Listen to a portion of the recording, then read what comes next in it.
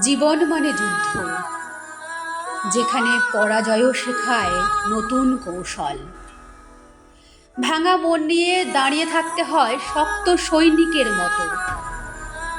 স্বপ্ন ভাঙে, আশা থামে, তবু লড়াই চলতেই থাকে। পিছিয়ে গেলে সময় কাউকে আর সুযোগ দেয় না। নিজের ছায়ার সাথেও কখনো কখনো লড়তে হয়। অতীতে সে বারবার বুক চেপে ধরে।